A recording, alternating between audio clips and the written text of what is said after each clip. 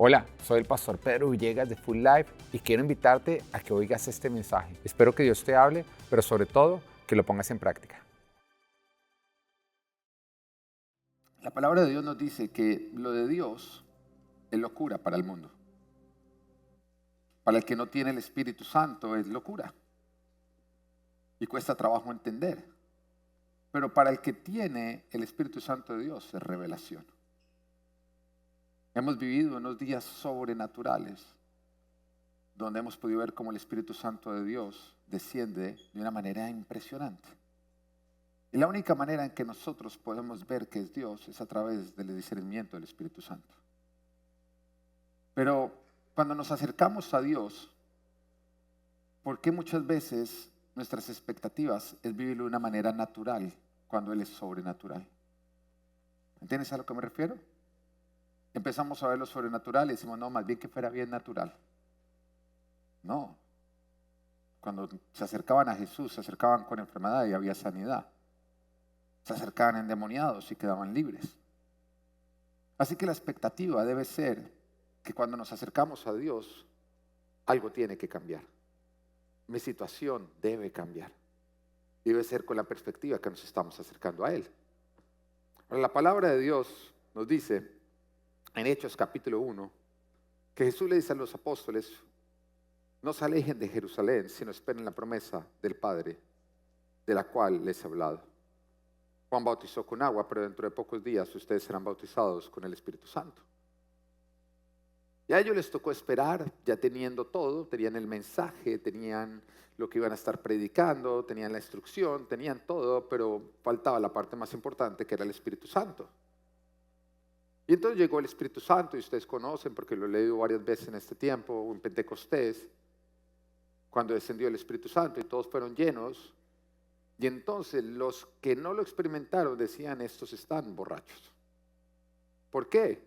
Porque cuando Dios te toca, tú tienes que entender que tu cuerpo no está acostumbrado a la gloria de Dios, a entrar en contacto con Dios. Y cuando tú te mojas en el agua, pues tu cuerpo reacciona, ¿o no? Cuando tú metes los dedos en la electricidad, tu cuerpo reacciona. Cuando tú entras a la presencia, en la gloria del Rey de Reyes, tu cuerpo reacciona. Es algo que tiene que ocurrir. Y entonces veíamos estos días cómo se emborrachaban varios en el Espíritu, y era justamente lo que pasó en Hechos de los Apóstoles. Se emborrachaban, su cuerpo reaccionaba ante el toque del Espíritu Santo de Dios. Es un toque nuevo, es un toque que nunca habían experimentado. Y entonces tenían apariencia de borrachos. Pero el fin no era ese toque, era el medio. ¿El medio para qué? Jesús nos dice en Hechos 1:8, pero cuando venga el Espíritu Santo sobre ustedes, recibirán poder y serán mis testigos, tanto en Jerusalén como en toda Judea y Samaria y hasta los confines de la tierra. O sea, no era quedarnos en la borrachera, y le hablo a los jóvenes, no es quedarse en la borrachera. Porque la borrachera no es el fin, es el medio. Ahora vayan y usan esa borrachera para ir y ser los testigos de Jesús hasta los confines de la tierra. Vayan a sus colegios y prediquen de Jesús. Díganle a sus compañeros, porque sus compañeros están vacíos por dentro. Porque aquel que no tiene a Jesús en su corazón está vacío, ¿o no? Entonces, usen todo ese poder para ahora salir y predicar. Yo espero que este congreso que vamos a tener de jóvenes se llene de jóvenes, porque ustedes van y les predican acerca de Jesucristo. Cuéntenle lo que les pasó y déjenles saber que el invitado especial no es Itiel Arroyo, es el Espíritu Santo de Dios, porque Él siempre es el invitado especial de todas nuestras reuniones. Y cuéntales: Jesús puede cambiar tu vida, Jesús va a cambiar tu vida. A lo que me refiero es que si nosotros nos quedamos simplemente en la borrachera, desobedecemos.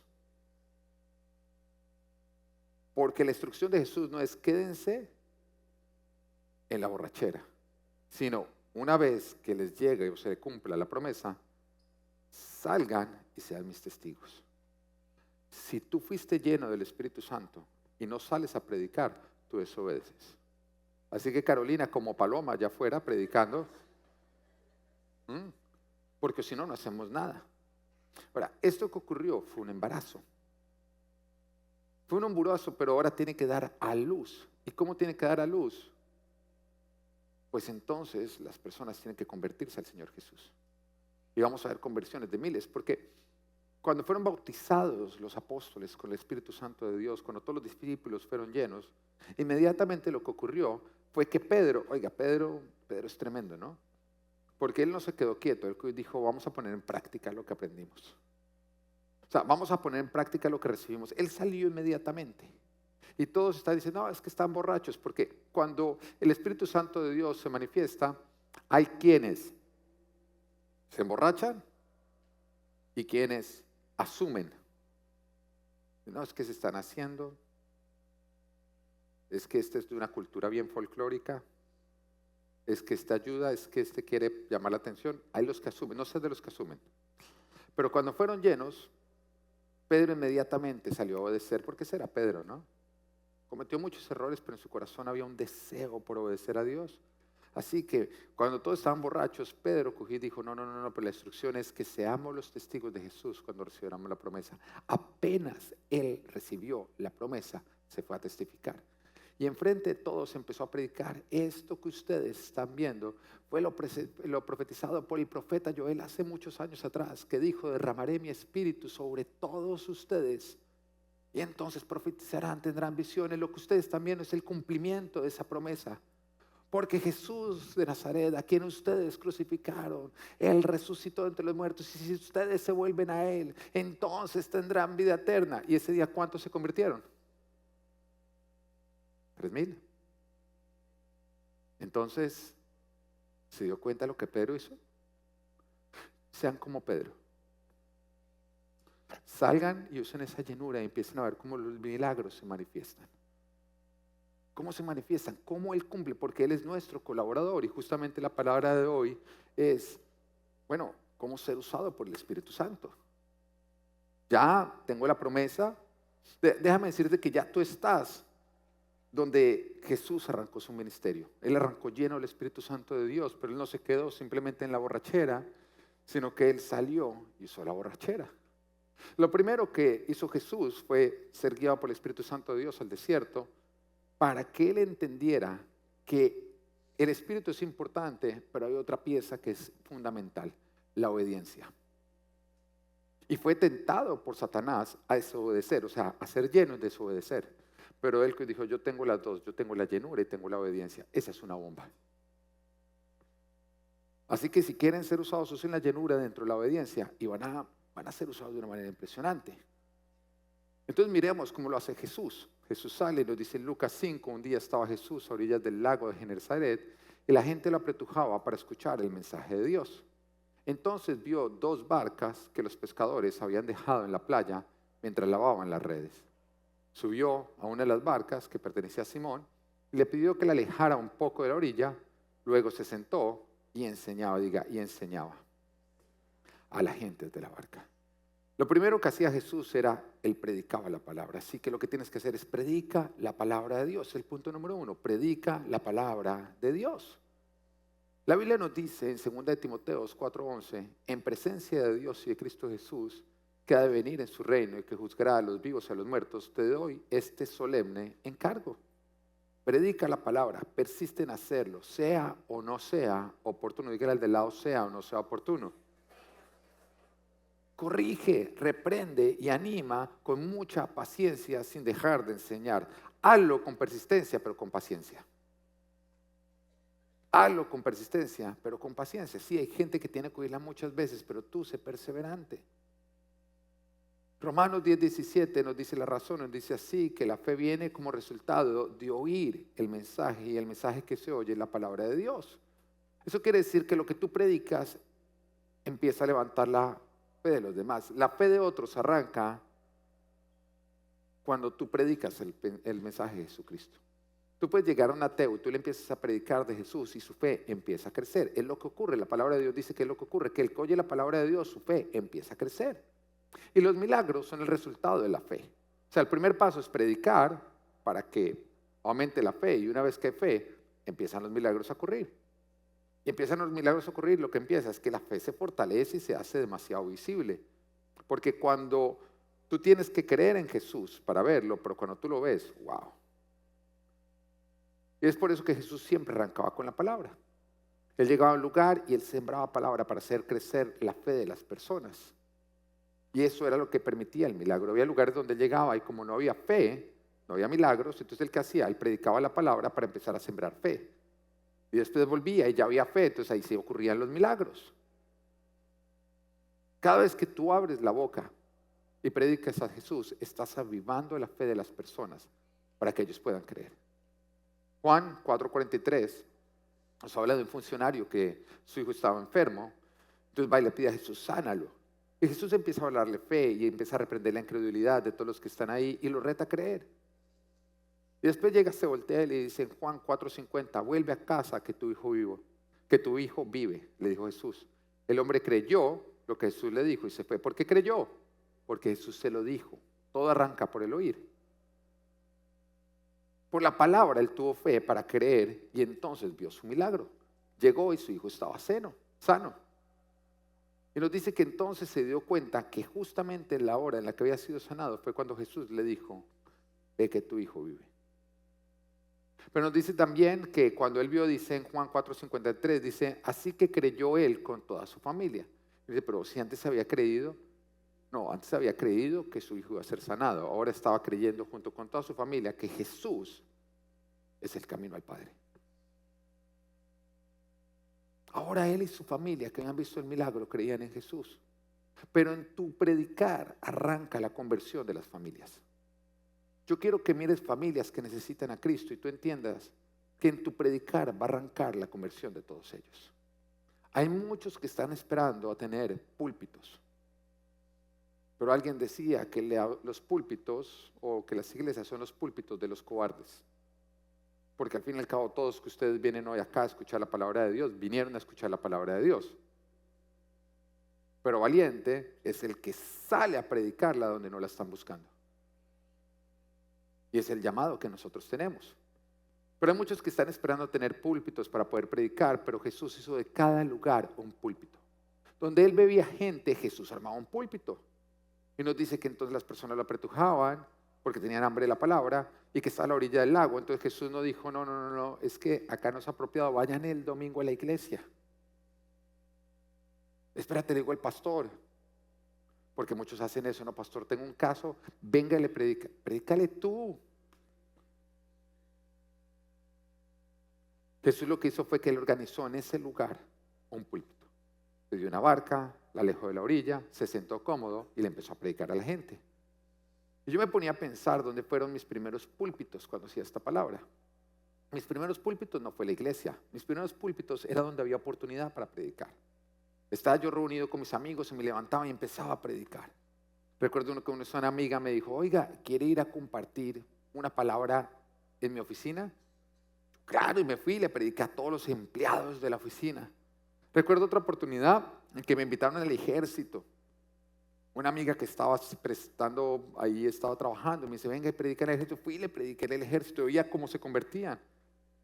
Los hospitales, cada vez que algún conocido tenía a alguien en el hospital, ese era un púlpito para mí. ¿Puedo ir a orar por esa persona? Y llegaba y oraba y les predicaba a las personas. Una vez recuerdo que nos invitaron con mi esposa a predicar en un jardín infantil, un taller de padres, cuando nosotros ni padres éramos. No, venga, dictan un taller de padres y nosotros ni idea de ser papás. Bueno, vamos. ¿Qué hicimos? Les predicamos de Jesucristo. No nos volvieron a invitar, pero bueno, les predicamos de Jesús. ¿Ah? Les hablamos del Padre de padres. Todo lugar se convertía en un púlpito. Obedece la instrucción, sé testigo de Jesús, predica la palabra, haz crecer la fe en los demás para que esa fe se convierta en milagros y los milagros se conviertan en conversiones. Y continúa la historia, Lucas 5:4 dice, cuando acaba de hablar le dijo a Simón, lleva la barca hacia aguas más profundas y echen allí las redes. Me encanta porque en este momento parece una instrucción que de pronto no tiene mucho sentido. Lleva la barca hacia aguas más profundas y echa ahí las redes. Pero lo que estaba haciendo Jesús era justamente poner el dedo en la herida. ¿Te ha pasado que cuando estás en la prédica, justamente la prédica habla de esa área tuya de necesidad o de frustración? que es como que pone el dedo, ¿m? Que estás pasando por una situación y justamente el pastor, ay, tenía que hablar de ese tema. Eso es lo que Jesús hacía, él ponía el dedo, guiado por el Espíritu Santo, el dedo, justamente en el área de frustración. Dice en versículo 5, maestro, hemos estado trabajando duro toda la noche y no hemos pescado nada. En otras palabras, tú me estás hablando de mi frustración. Tú me estás hablando del problema de mi vida, de lo que he intentado resolver con toda mi experiencia, con todas mis fuerzas y no he logrado responder. Pero como tú me lo mandas, echaré las redes. O sea, antes él lo hacía desde su decisión. Ahora lo estaba haciendo en obediencia a Dios. Antes él estaba buscando los peces mientras que Dios lo buscaba a él. Ahora él estaba buscando a Jesús y los peces lo empezaban a buscar a él. Entonces nos dice, entonces el punto número es, anima a las personas a poner la confianza en Jesús. Mira, cuando ya hay fe, cuando tú predicas, empieza a animar a las personas. Porque Jesús nos damos cuenta que Jesús empieza a animar que den un paso de fe en el área de frustración. Y el área de frustración de las personas es la mejor oportunidad que tú vas a tener para que ellos den un paso de fe de poner su confianza en Jesús. Pedro y sus compañeros habían pasado toda la noche intentando pescar, usando su experiencia, su fuerza, y no habían conseguido nada. Pero Jesús no habló de otro tema, Jesús habló de justamente esa área y retó a intentarlo nuevamente, pero con Jesús. A nosotros a veces nos llegan matrimonios que están destrozados y cuando nosotros decimos, venga, vamos a sacarlo adelante, nos dicen, yo ya lo he intentado todo. Y llega uno y dice, no lo has intentado todo. Hay algo que te falta. Ahora inténtalo con Jesús. Y vemos cómo los milagros ocurren. Porque cuando tú lo intentas con Jesús, lo que no has podido sin Jesús, lo vas a lograr. Porque sí, hay varios que están intentando. Pedro es echar las redes, pero varios de ustedes han intentado sacar adelante su matrimonio, salir de deudas, vencer enfermedades, sanar una herida, sacar adelante cualquier área. Y de pronto han agotado todos sus recursos, las teorías de este mundo, aún la ciencia, ¿no? Porque hay veces que ponemos tanta confianza en la ciencia. No me sorprende cuando decían que para salir del COVID íbamos a poner la confianza en la ciencia. Digo, oiga, la ciencia hace unos años atrás decía que la tierra era plana. ¿Y en eso tú estás poniendo la confianza? Cuando la Biblia siempre ha dicho que la tierra es redonda, la ciencia decía no, es plana. Porque siempre que la ciencia ha dicho algo contrario a la Biblia, después termina diciendo, no, sí, la Biblia tenía la razón. Nunca la Biblia ha tenido que disculparse y decir, qué pena, la ciencia tenía la razón.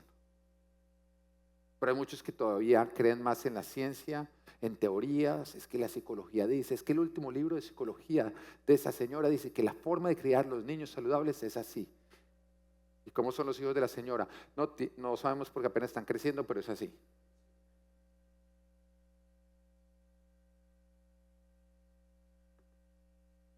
Motiva a otros y motívate tú a poner la confianza en Jesús y no en el mundo. Lucas 5:5 dice, maestro, hemos estado trabajando duro toda la noche y no hemos pescado nada, le contestó Simón, pero como tú lo mandas, echaré las redes. Hemos intentado toda la noche, o sea, alguien que intenta hacer algo toda la noche tiene que estar muy desesperado, ¿no?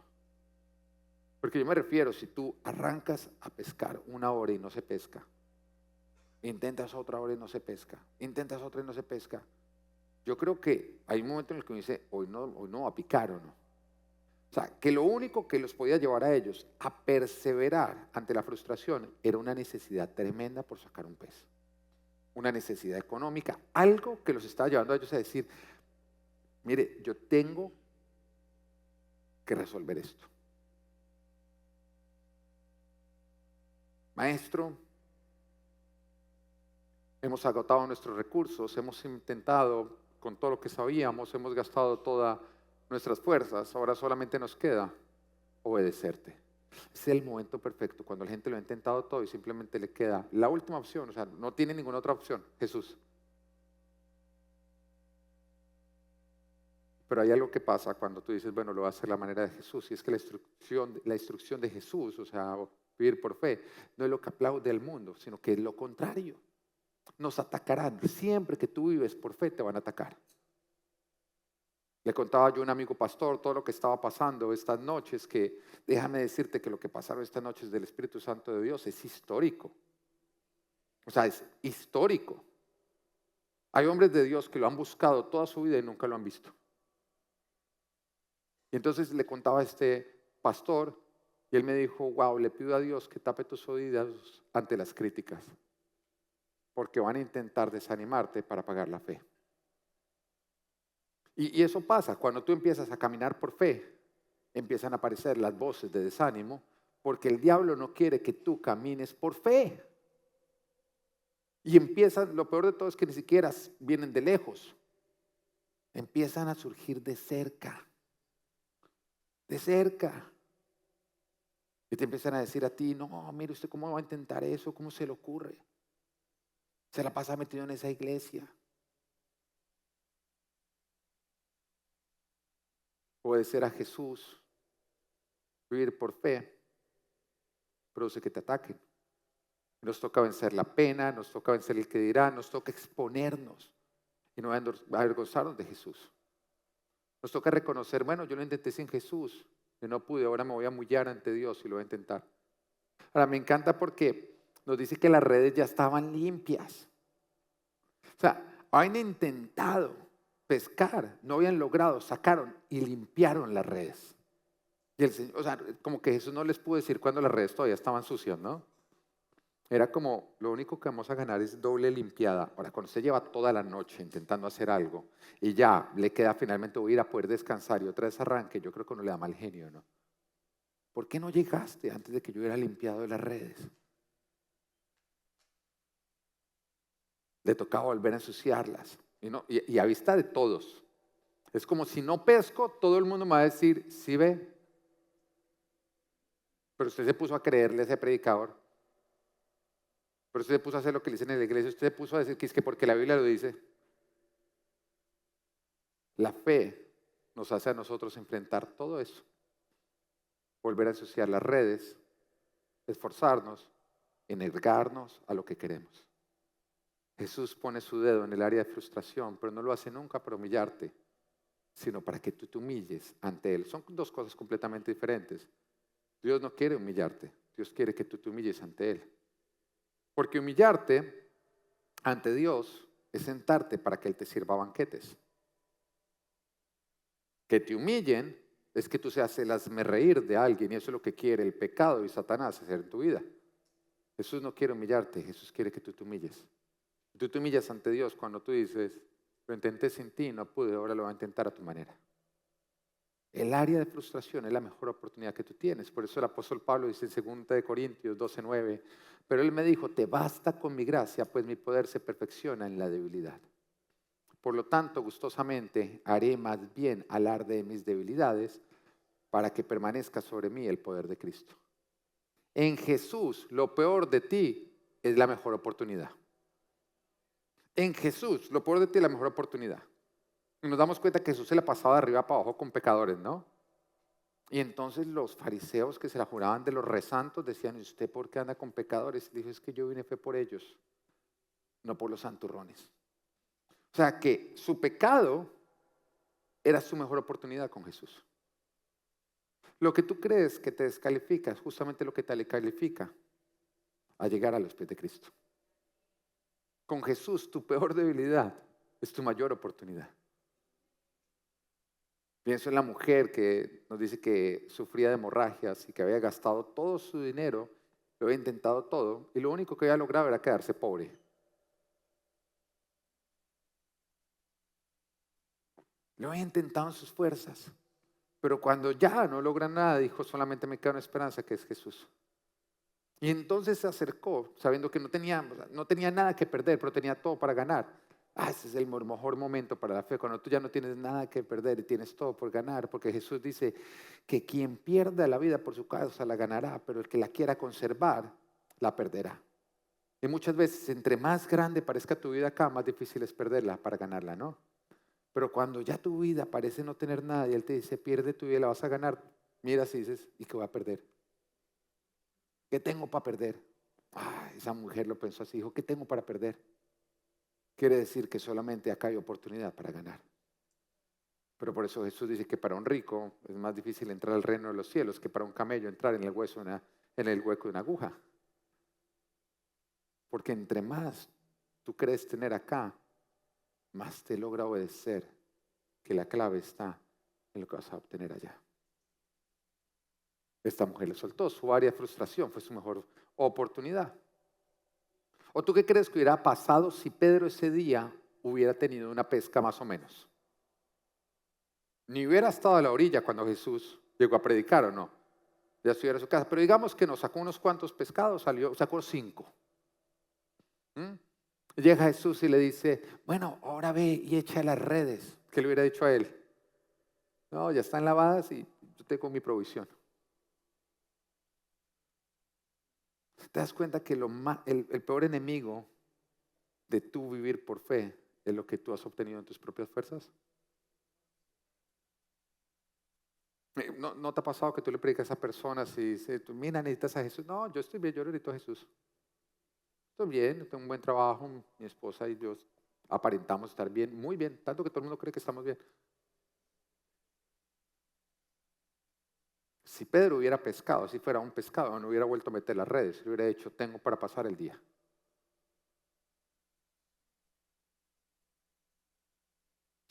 Lucas capítulo 4, versículos 6 y 7. Así lo hicieron y recogieron una cantidad tan grande de peces que las redes se les rompían. Entonces llamaron por señas a sus compañeros de la otra barca para que los ayudaran. Ellos se acercaron y llenaron tanto las 2 barcas que comenzaron a hundirse.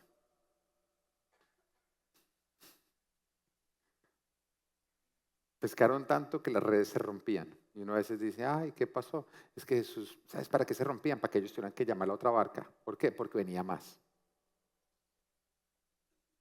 Esos son los problemas de Dios. Con los problemas con Dios es que tú empiezas a tener tanto que te toca compartir. Porque si no compartes, ¿sabes qué pasa? Te hundes. Y por eso no se hundan, salgan y compartan del Espíritu Santo de Dios que reciben. Le digo a nuestros jóvenes porque es que algunos creen que ellos son el futuro de la iglesia, ellos son el presente de la iglesia. Amén. Ustedes los viejos ya son el pasado, nosotros los jóvenes somos el presente de la iglesia. O sea, tú ya estás más que pasado, Edwin.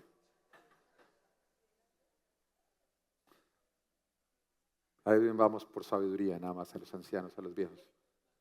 Cuenta la leyenda, Edwin, tú que estabas vivo en ese momento. El tercer punto es, el Espíritu Santo obra en milagros. O sea, se puso el dedo en el área de frustración y el Espíritu Santo de Dios obra. A mí me ha tocado personas que llegan acá y entonces yo les predico de Jesús y cuando yo veo su área de frustración, yo de verdad digo, venga, hay una iglesia más allá, porque uno ve unos casos imposibles, ¿o no? Imposibles. Que yo cojo y digo, pero lo único que tuvo que hacer Jesús, y Jesús está modelando, lo que nosotros tenemos que hacer es obedece la instrucción, echa las redes. Jesús no tuvo que ir a conseguir cada uno de los pescados que entró en la red, ¿o no? ¿Quién hizo eso? El Espíritu Santo de Dios. Tú tienes que entender que para la obra de ir y predicar, tú tienes un colaborador que es el Espíritu Santo de Dios. ¿Sabes qué es lo que pasa? Que hay muchos que no lo dejan entrar.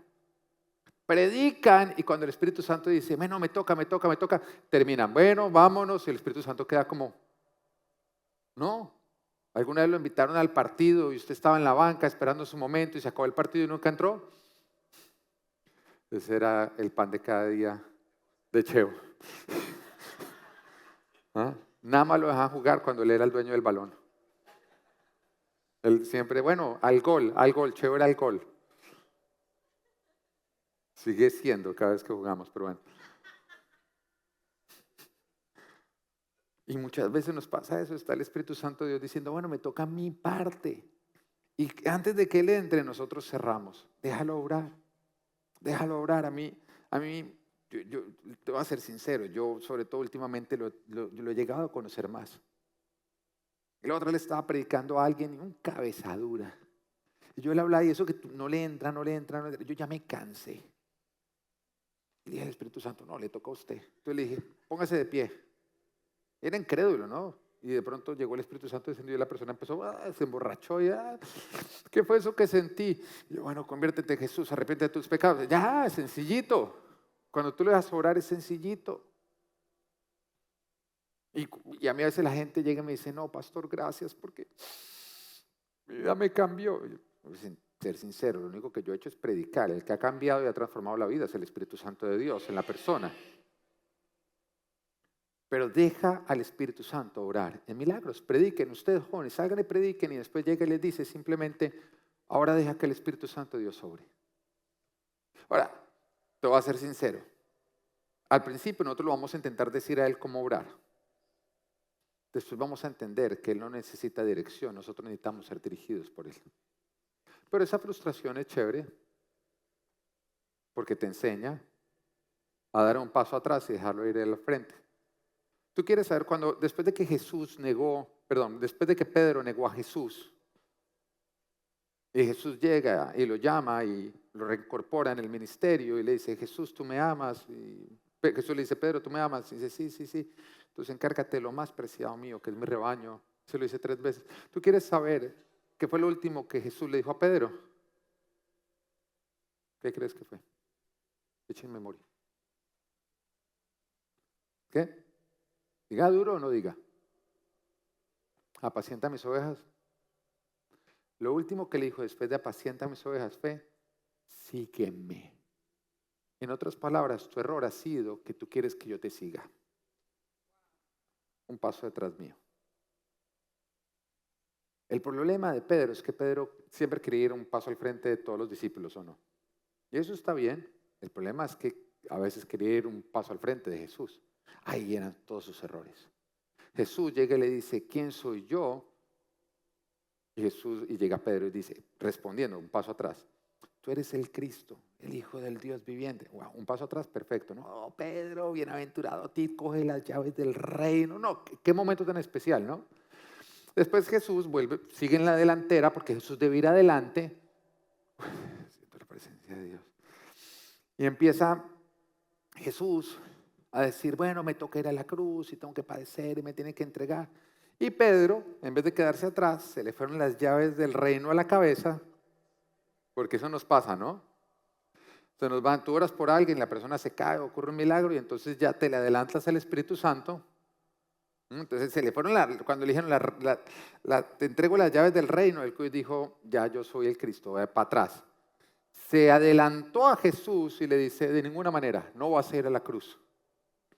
Oiga, y entonces Jesús, apártate de mí, Satanás. Qué golpe, ¿no? Tú de las llaves a Satanás. Qué golpazo, ¿no? Qué golpazo. Pero es necesario. Porque tú vas a ser efectivo cuando sigues, no cuando lideras a Dios. Y eso es un trato. Eso es un trato, se llama carácter.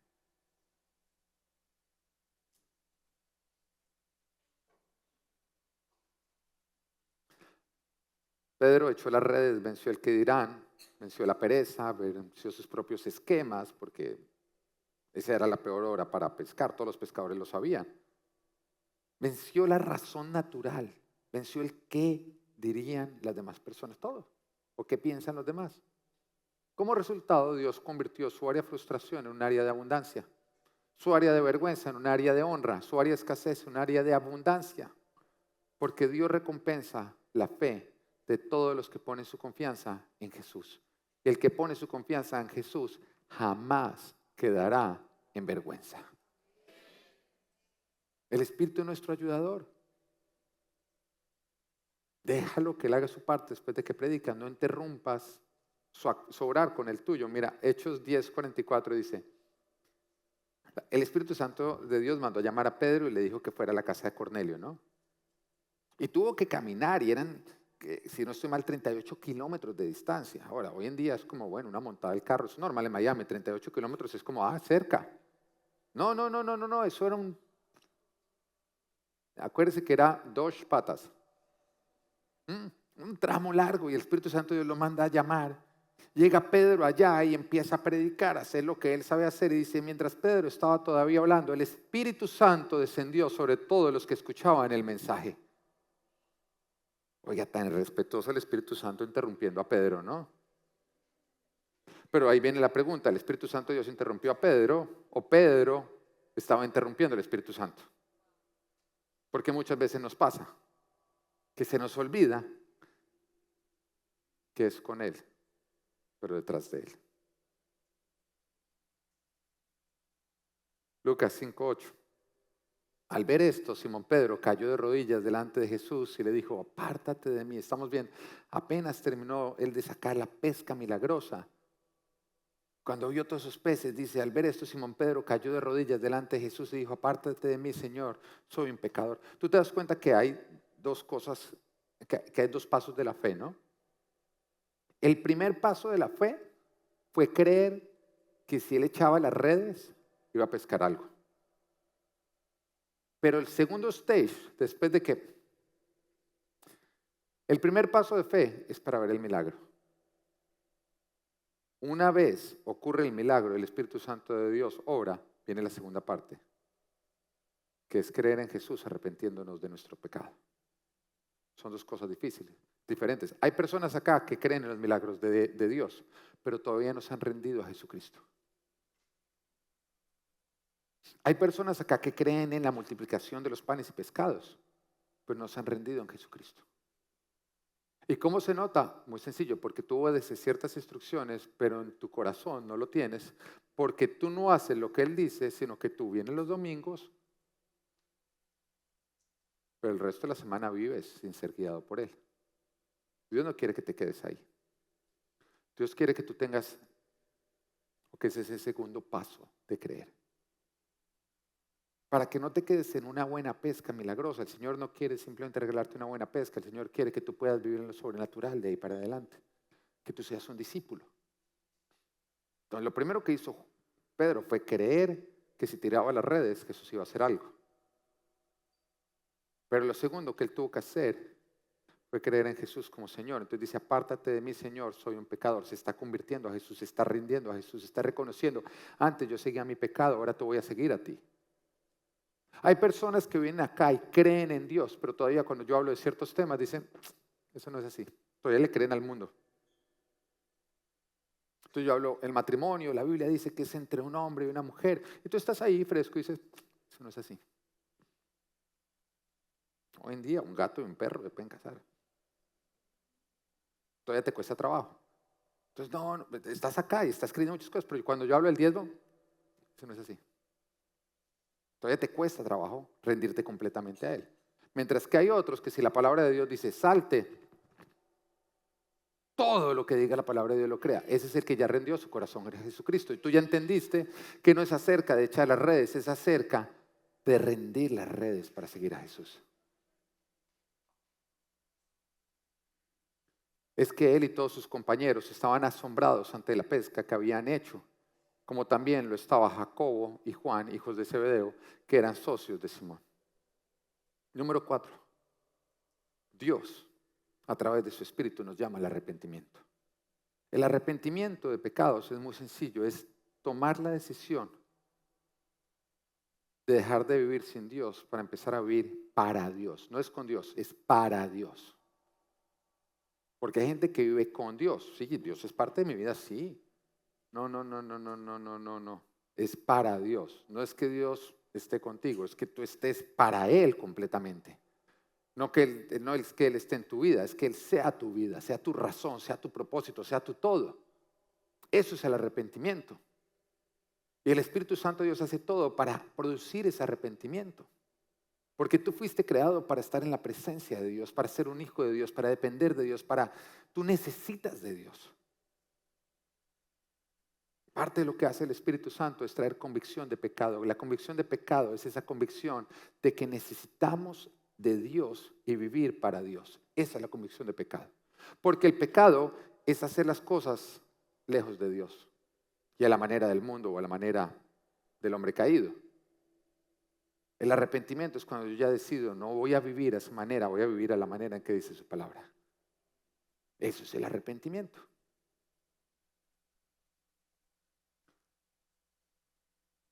Ahora, para el que quiere arrepentimiento significa un cambio. Para el que quiere insistir en el pecado significa una ofensa. ¿Entiendes? Cuando el Espíritu Santo de Dios trae a ti convicción de pecado, si tú quieres un cambio, si tú quieres arrepentirte, significa un cambio. Si tú quieres insistir en tu pecado, significa una ofensa. Entonces hay veces que las personas salen ofendidos de la iglesia porque fueron confrontados con su pecado y no se quisieron arrepentir. ¿O qué crees que hubiera pasado si Pedro no hubiera querido arrepentirse? No hubiera dicho, apártate de mí, que soy un pecador. Hubiera dicho, usted vino hasta acá para decirme que soy malo. Usted me ofendió. Varios reaccionan así o no. No te preocupes, simplemente están siendo confrontados y no quieren un cambio. Porque el que ama el pecado aborrece a Jesús. La invitación o la convicción de pecado es una invitación para salvación, no para condenación. Juan 3:17 nos dice, Dios no envía a su Hijo al mundo para condenar al mundo, sino para salvarlo por medio de Él. El que cree en Él no es condenado. ¿Qué tienes que hacer para no ser condenado? Creer en Él. No son obras, es creer en Él. Pero el que no cree ya está condenado por no haber creído en el nombre del Hijo unigénito de Dios. Lucas 5:10b, continúa la historia, dice, no temas. Una vez que hay arrepentimiento, el Señor le dice, no temas. Nada más. Tú te das cuenta que lo único que le dice, ya te arrepentiste, fresco, no temas. Porque desde ahora serás pescador de hombres. Hay otra versión que dice, desde ahora te haré. Lo más hermoso, porque lo nuevo que tú eres en Cristo no es el resultado de tu esfuerzo, sino de tu disposición. Él es el que lo hace. Pedro no tuvo que en ese momento querer decir, bueno, entonces espérate, me meto a la universidad de pescar hombres. No, Jesús le dijo, no te preocupes, yo soy la universidad. Yo te haré, tú eres mi discípulo. Dice, así que llevaron las barcas a tierra y dejándolo todo, dejándolo todo, siguieron a Jesús. Todo lo que tú no dejas para seguir a Jesús es lo que tú decides seguir en lugar de Jesús. Toca dejarlo todo. Toca dejarlo todo. Hay cosas que tú no has dejado y por eso no estás pudiendo seguir a Jesús. Y Jesús te empieza a mostrar que es todo. Yo recuerdo cuando me convertí, empiezo a conocer al Señor y empiezo a andar con mis amigos de arriba para abajo y mis amigos no se querían convertir, de hecho se burlaban de mí. En mitad de la fiesta empezaron a hacer burlas de mi fe. Pero yo pretendía estar con ellos y hay un momento en que el Señor cogió y me dijo, si sigues ahí, me vas a dejar de seguir. Uy, cómo me costó. Porque me tocó dejarlos. Y por un tiempo me tocó quedarme solo. Hasta que Dios reemplazó lo que yo dejé por lo que Él me quería dar. Ahora, un día en el que yo pueda estar solo es un milagro. Si llega con mi esposa, mi amor, ¿qué hay mañana? Nada. No hay ningún cumpleaños, no hay nada. Hay veces que nos toca como escoger entre todas las cosas que hay. No, mi amor, que se casa fulanito, que tiene el baby shower fulanito, no, que tiene el cumpleaños fulanito, ¿qué hacemos? Bueno, ¿cuál nos cae mejor? No, mentiras, así no lo hacemos.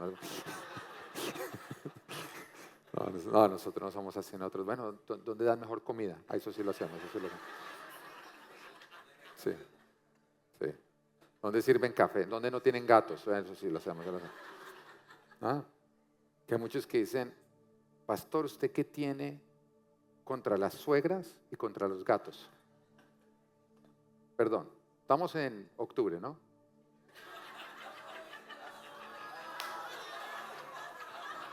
¿Cuáles son las dos decoraciones que usan? Gatos y suegras con su vehículo. No tú, otra suegra, suegrita.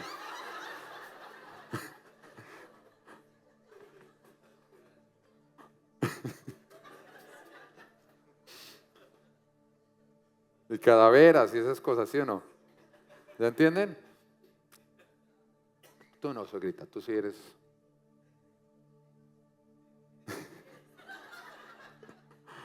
Número 5. Dios se transforma y te da propósito. Dios se transforma. Ay, tú creíste que tú habías sido creado para pescar peces. Uy, qué vida tan sin propósito, ¿no? Toda la vida pescando peces. Eso no es un propósito, eso es un hobby, no un trabajo. Pero nunca va a llenar tu vida. Y Pedro había recibido eso de sus antepasados, porque en dicha época se heredaba la profesión de los padres. Pero tú imaginas el vacío. Creer que su propósito era algo que ni siquiera hacía bien.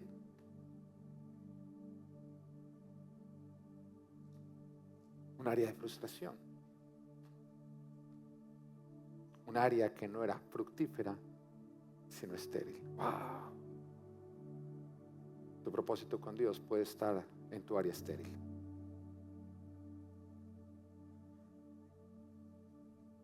¿Tú creíste que era tu vergüenza? No. Es simplemente donde Él se glorificará, convirtiéndola en una doble porción. Oh, Maranda, Santa Rama, Maranda Santa. Oh, Santa Nemene, Miranda, Santa Rama, Maranda.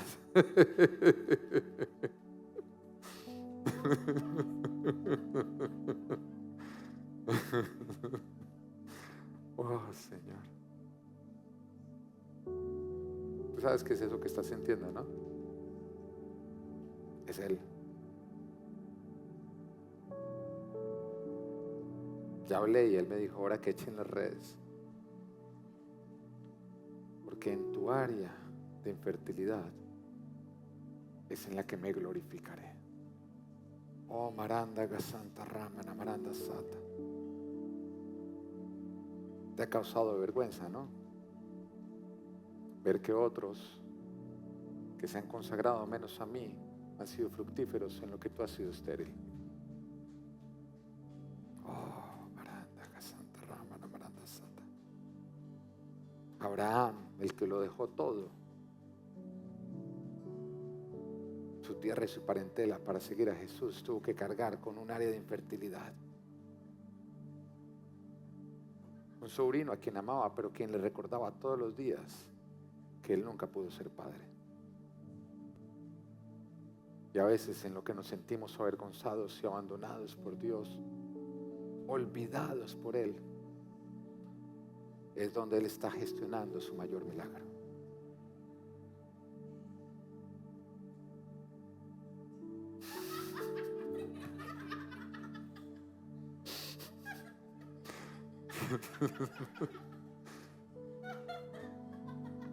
¿Qué le está pasando a esta gente loca, no? Igual tú no puedes tocar la electricidad sin reaccionar, pues ellos no pueden ser tocados por el Espíritu Santo sin reaccionar.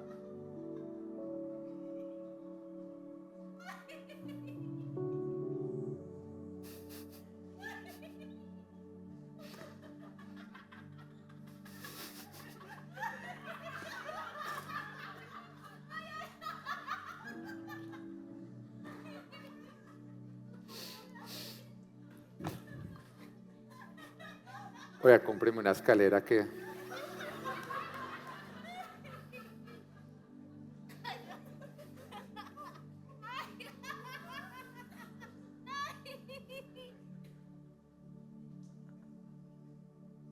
Yo quiero que visualices tu área de infertilidad. Tú sabes que la Biblia nosotros, la primera vez que nos habla de bendición, nos habla de 3 cosas: multiplicación, fruto y dominio. Maldición es reducción, infertilidad y esclavitud. Él vino a cargar con nuestras maldiciones para convertirlas en bendiciones. Tu área de maldición será donde Él muestre su vida y su gloria.